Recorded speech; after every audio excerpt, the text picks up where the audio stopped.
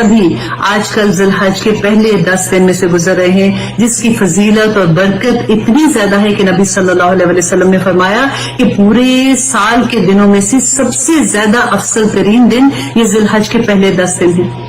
हम में से अक्सर लोगों ने ये फैसला किया होगा, सोचा होगा, प्लान किया होगा कि इस साल हम हज पे जाएंगे, लेकिन क्योंकि करंट सिचुएशन की वजह से हम लोग हज पे नहीं जा सके तो हमें उदास नहीं होना कि नबी सल्लल्लाहु अलैहि वसल्लम ने क्या फरमाया था कि जो पीछे रह जाने वाले लोग हैं जो हज पे नहीं जा सके वो यौम अरफा का जो रोजा रखेंगे, वैसे तो पूरे 10 दिन का रोजा रखें तो बहुत अजर है, लेकिन यौम अरफा का रोजा जो रखता है एक साल आने वाला और एक साल गुजरे हुए गुनाहों का कफारा है। एक एक लम्हा उसका ऐसा है कि इसमें इबादत करके, तस्बीहात करके, नेकी के काम करके हम अल्लाह सुब्हानहू व तआला से उसका अजर ले सकते हैं। अल्लाह सुब्हानहू व तआला हमें सबको तौफीक अता करे कि हम एटलीस्ट यौम अरफा का रोजा रख सकें। ज़िलहज के रोजे के बारे में आप पूछ रहे हैं, बिल्कुल आपने रखने हैं तो देखिए आप पूरे रोजे रखें, बहुत सवाब है। पूरे 9 रोजे रख लें, नहीं रख सकते जितने रोजे भी रख सकते हैं आप रख लें, लेकिन एटलीस्ट ये कोशिश करें कि 9 ज़िलहज का रोजा जो अरफा का दिन का रोजा है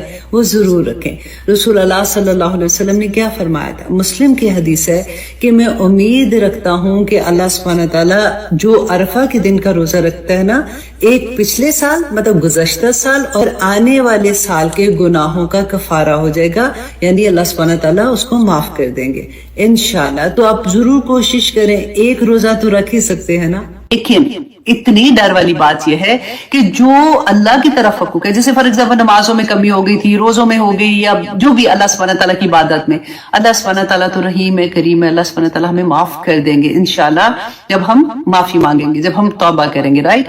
लेकिन जो हमने इंसानों के साथ ज्यादती की होती है ना, इंसानों के हक मारे हैं, जुल्म किया है, सबसे बड़ी बात ऑनेस्टली मुझे ये लगती है चुगली वाली बात कि अनकॉन्शियसली हमने तो इतनी चुगलियां लगाई हैं, अल्लाह माफ करे कहते हुए भी शर्म आती है कि वो पता ही नहीं था कि वो चुगली है। बैठे बैठे फैमिली में भी बैठे बात कर रहे होते हैं, बहनों के साथ भी, और साथ हम तौबा भी कर रहे होते हैं कि नहीं हमें किसी के बारे में बात नहीं करनी, फिर सुन भी रहे होते हैं। तो ये अल्लाह माफ करे, मैं कहती हूँ हम कैसे किस से माफी मांगे जाके, तो वो तो मुझे लगता है कि एक अनाउंसमेंट कर दें कि प्लीज हमको माफ कर दे, जो भी मुझे जहां से जानते हैं मुझे माफ कर दो।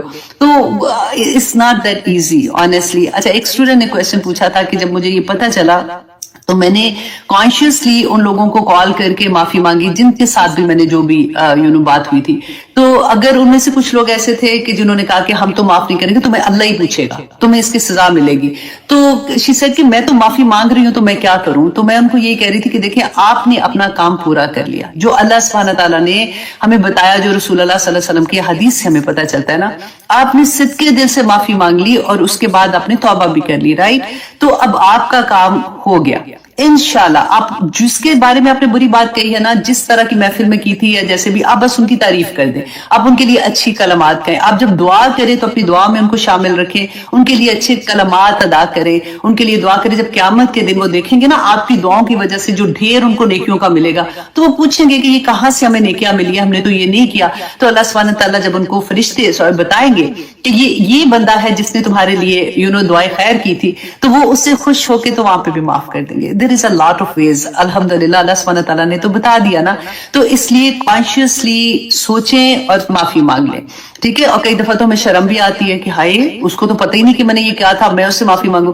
तो बस गोल गोल माफी मांग ले ताकि उनके सामने शर्मिंदा भी ना और माफी भी मिल जाए। अल्लाह सुब्हानहू व तआला हमारे दिलों के हाल जानते हैं ना, क्योंकि बातें तो हमने गोल नहीं की होती, बातें तो हमने ठा करके की होती हैं। तो इंशाल्लाह जी बात सिर्फ यही है कि अल्लाह हमसे राजी हो जाए। अल्लाह हमारी नियतें जानते हैं, हम कोशिश कर रहे हैं ना सारा कुछ करने की।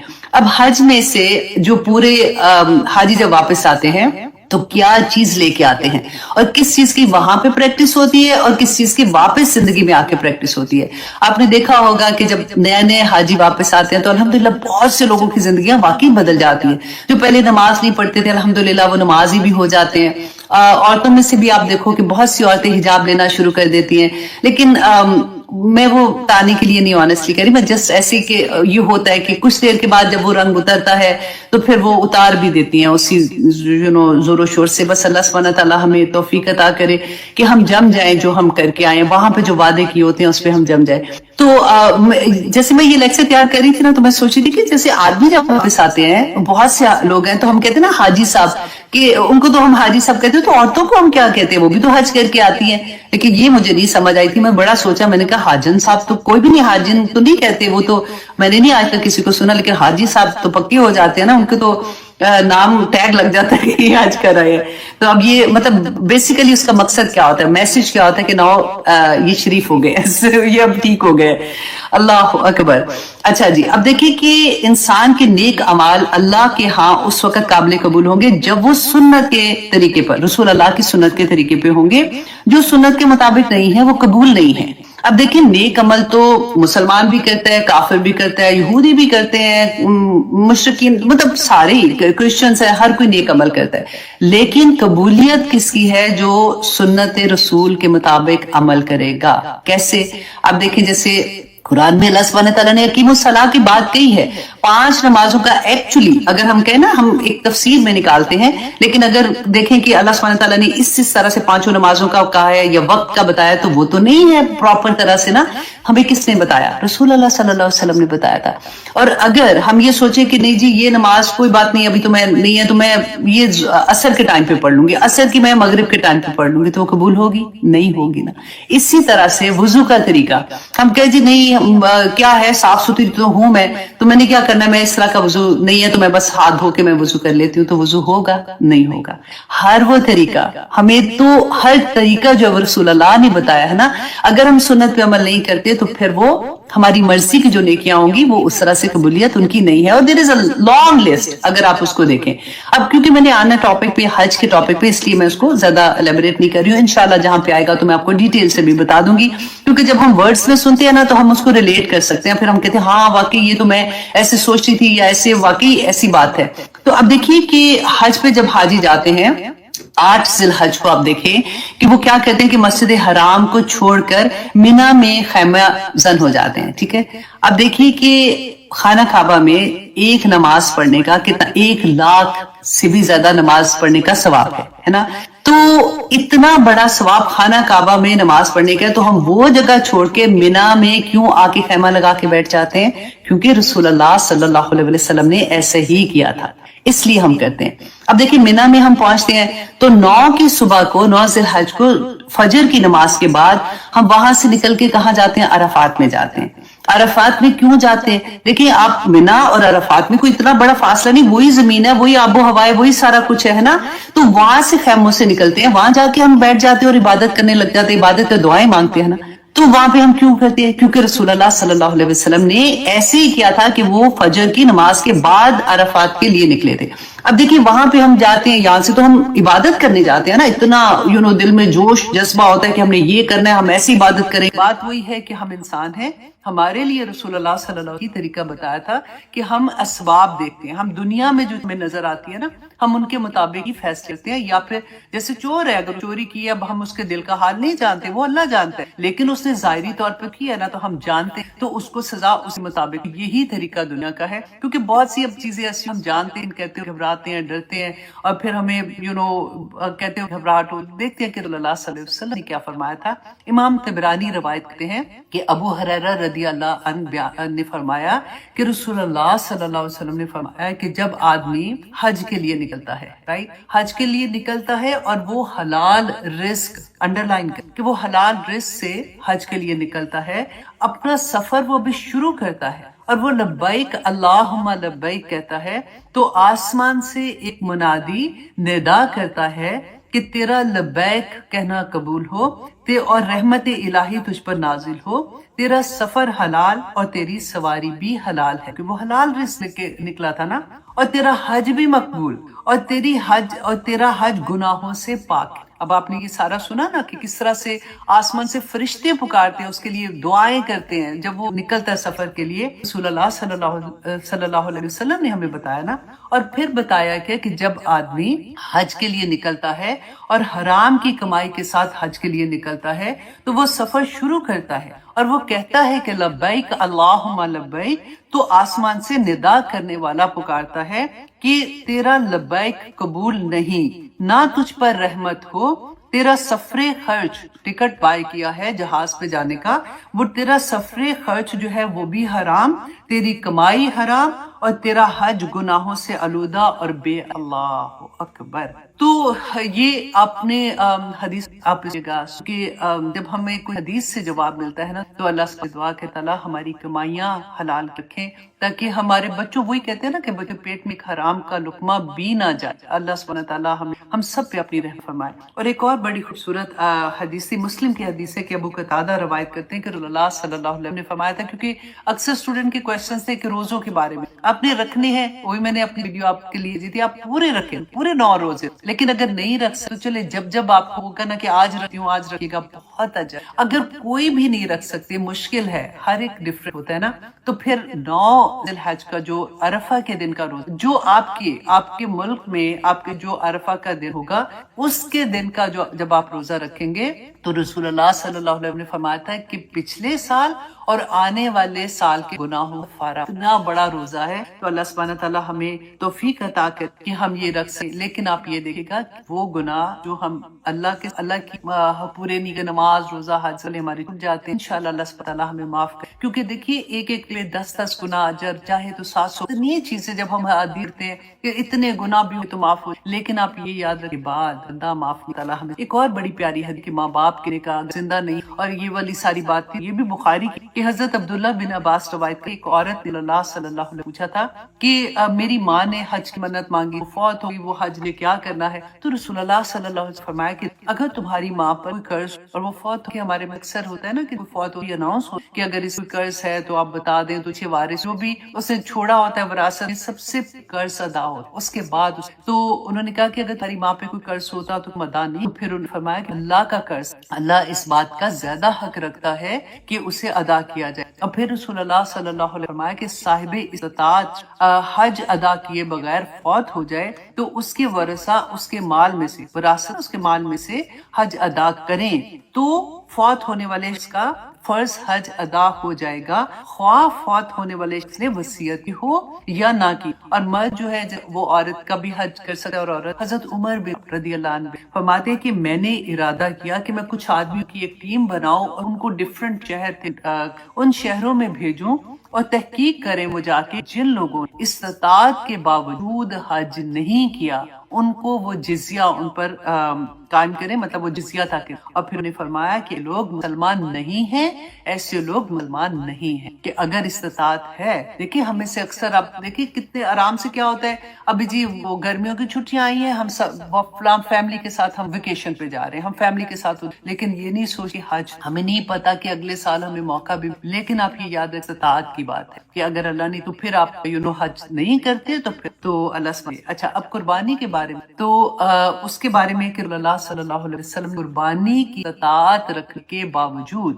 اگر کوئی قربانی نہیں کرتا، استطاعت رکھنے کے باوجود قربانی کرتا تو وہ ہماری عیدگاہ کے قریب بھی نہ آئے، وہ ہماری عید کے قریب بھی۔ اچھا اب دوسرا یہ تھا کہ استطاعت کیا ہے، تو کوئی بھی، کیونکہ سم ٹائم عورتیں یہ پوچھتی ہیں کہ ہمارے پاس فار ایگزامپل اتنی کیش نہیں ہے تو ہم ہیں، تو اس کے بارے میں عورت اگر صاحب نصاب ہے، صاحب نصاب کس کہتے ہیں، اگین جو زکوٰۃ کا ہوتا ہے نا کہ 7.5 تولے سونا اور 52 تولے چاندی اگر اس کی ملکیت میں ہے ان دنوں تک میں تو قربانی، تو وہ پھر اس کو قربانی کرے۔ قربانی کے لیے صاحب نصاب ہونا شرط ہے، اس کو پیسے اس کے پاس کیش ہونا شرط۔ اچھا اب اس کے بارے میں بھی پھر آگے ڈیٹیل کیا آتی، حنفی جو فقہ ہے نا اس میں وہ کہتے ہیں کہ جو قربانی صاحب نصاب کی بات نہیں ہے اس کی بات ہو۔ اچھا اگر وہ قربانی کرتا وہ صاحب نصاب ہے تو وہ گناہ گار ہے، اس پر لازم ہے کہ وہ توبہ کرے اور قربانی کی رقم جتنی رقم ہے نا اس کے بعد وہ صدقہ کرے۔ یہ امام ابو حنیفہ کا فتویٰ ہے اس کے بارے میں۔ لیکن جو دیگر علماء ہیں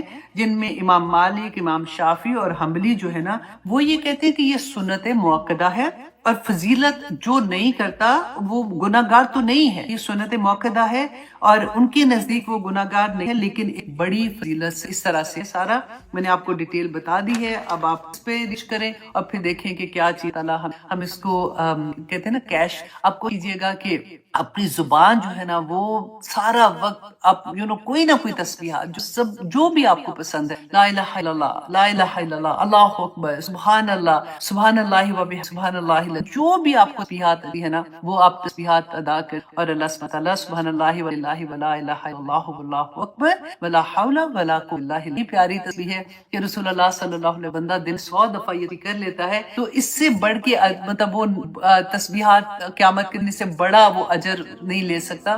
ہاں جو اس سے زیادہ کرے زیادہ اجر. تو اللہ اکبر و کبیرہ، سبحان الحمدللہ کثیرہ، سبحان اللہ آپ اس طرح سے پڑھے، جتنا پڑھ سکتے ہیں گھر میں اونچی آواز میں پڑھے تاکہ بچوں کو بھی پتا چلے، بچے ہیں ہسبینڈ کو بھی پڑھنا چاہیے جی انشاءاللہ پڑھ. تو یہ ہے جناب اس کا.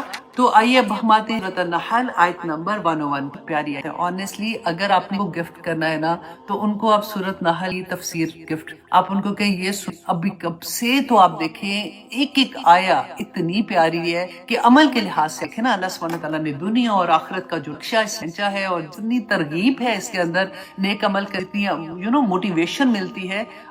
جب نام سے تو ہمیں لگتا تھا نا کیونکہ شاید کی مکھی کی کہانی ہے، اس میں کتنے خوبصورت. ہم لاسٹ ٹائم کیا پڑھے سب سے پیاری آیا جو فرمایا تھا کہ جو میرے مومن بندے ہیں نا اس پہ شیطان کا کوئی اثر نہیں ہوتا، اس کا کوئی زور نہیں. اتنی بڑی خوشخبری ہے رائٹ. لیکن اللہ سبحانہ ساتھ ہی بتا دیا کہ اس میں چلتا ہے جو اس کو اپنے ولی بناتے، جو اس کو اپنا دوست بناتے ہیں وہ اس کے اوپر اس کا زور چلتا ہے. پھر اب بہانے تو ہمارے ختم ہو جانے کیونکہ ہم تو کر رہے ہیں کہ ہم اللہ سبحانہ تعالیٰ کے اللہ سبحانہ تعالیٰ ہماری دوستی کرے. تو اللہ کا جب وعدہ ہے جو لوگ اللہ سبحانہ بگاڑ سے نہیں آئیں گے اللہ. تو اب آگے دیکھیے اب ٹاپک تھوڑا سا یہاں پہ ہوتا ہے عنوان میں اللہ سبحانہ تعالیٰ فرماتے ہیں وَإِذَا بَدَّلْنَا، اور جب ہم بدل دے رہے ہیں آیتن کسی آیت کو مکان آیتن ایک جگہ آیت کے، واللہ عالم بما ينزل کہ اللہ بہتر خوب جانتا ہے وہ نازل کرتا ہے. کیونکہ اس سے پہلے تو بیان کر دیا نا کہ اللہ شیطان کس طرح سے بہکاتا ہے. تو مشرکین مکہ جو تھے نا وہ یہ کہا کرتے جب قرآن نازل تھا، کیونکہ انہوں نے جو سنا بھی ہوا تھا کیونکہ موسیٰ علیہ السلام پہ تو کتاب ایک دم سے نازل ہوئی تھی نا، جب وہ تختیاں لے کے آئے تھے تو سارے احکامات اکٹھے، تو ان کو یہ لگتا تھا کہ یہ قرآن جو ہے یہ بار بار کوئی آیا آ جاتی ہے، کوئی سورہ آ جاتی ہے تو یہ اکٹھا کیوں نہیں نازل. اینڈ سیکنڈ یہ تھا کہ کیونکہ احکامات جو وہ تدریجاً آ رہے. اب تدریجاً آنے کا میں آپ کو اگزامپل دے دیتی ہوں کیونکہ وہ تو خیر مکی دور میں ہوا تھا، لیکن مدینہ میں مدنی دور میں ہوا تھا. یہ آیا جو سورہ ہے یہ مکی اگزامپل کے بتاتی ہوں، جیسے تحویل قبلہ کا. اب جیسے کیونکہ شروع سے ان کو یہ عادت وہ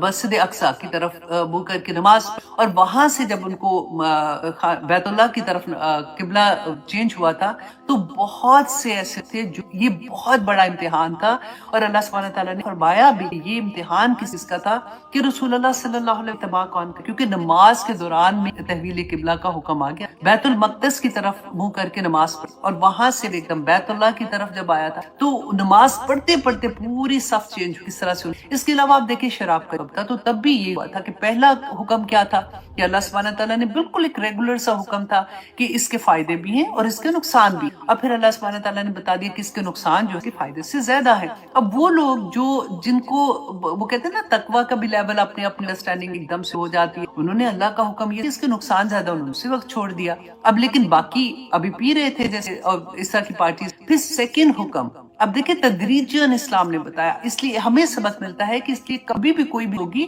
اس کو بالکل اسی طرح سے آہستہ آہستہ کرے. کسی کو سمجھانا ہو تو تب بھی ایک دم سے ایک اس لیول پہ بات نہ کرے کہ اگلا گھبرا ہی جائے. اب سیکنڈ حکم کیا آیا تھا اللہ سبحانہ تعالیٰ کی کہ جب تم نماز کی حالت میں ہو تو جب تو نماز کے پاس بھی نہ جانا.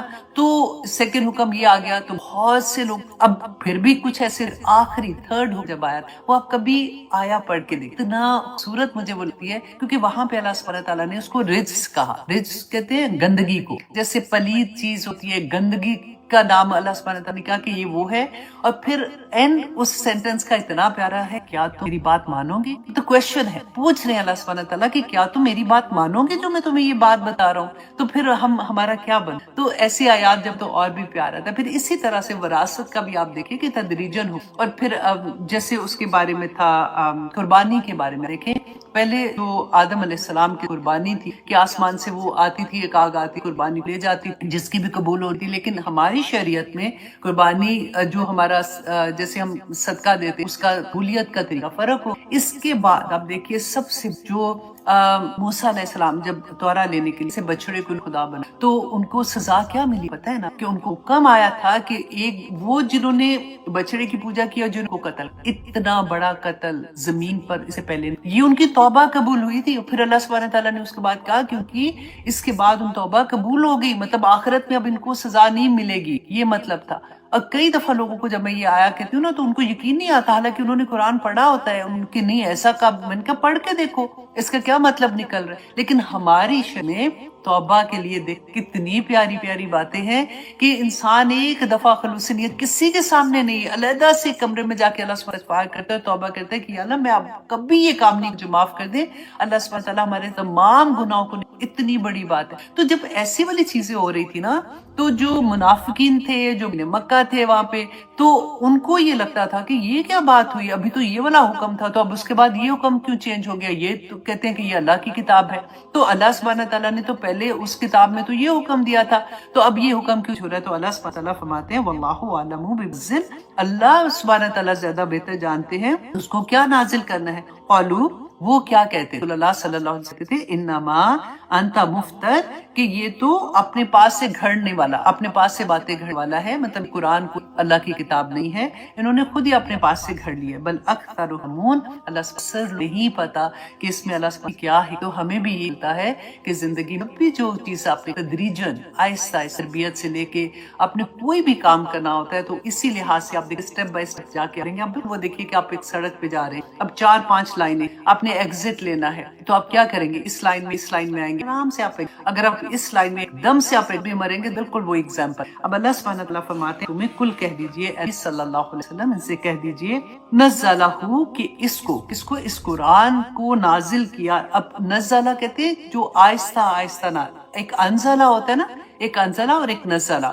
انزلہ کہتے ہیں یک بارگی نازل, اور نزلہ کہتے ہیں کہ آہستہ آہستہ نازل. قرآن کو جب آپ اس طرح سے نا انڈرسٹینڈ کرتے ہیں تو اللہ سبحانہ تعالیٰ فرماتے ہیں ان سے کہہ دیجئے کہ نزلہ, اس قرآن کو کیا کس نے, روح القدس نے, من ربی کا, رب کی طرف سے, بالحق, حق کے ساتھ, کہ یہ میں نے نہیں بنایا, میں اس کو نہیں بناتا ہوں, اس کو میرے رب نے روح اس کے ذریعے میرے تک پہنچایا ہے, بالحق, ساتھ حق کے. کیوں پہنچایا ہے, کیوں یہ قرآن پاک نازل کیا؟ اللہ سبحانہ تعالیٰ فرماتے ہیں لِثَبِّتَ, تاکہ ثابت قدم رکھے, الَّذِينَ آمَنُوا, ان لوگوں کو جو ایمان لائے. لکھیے اپنا نام نہیں, اپنے جو نام ہے نا مصحف میں آپ لکھیے کہ اللہ سبحانہ تعالیٰ نے قرآن یہ نازل کیا ہے تاکہ میں ثابت قدم رہ جاؤں اس دنیا میں. جو مشکلیں آنی ہے, جو پریشانیاں آنی ہے, اس پہ میں نے کیسے جم کے رہنا ہے, میں نے گھبرانا نہیں ہے.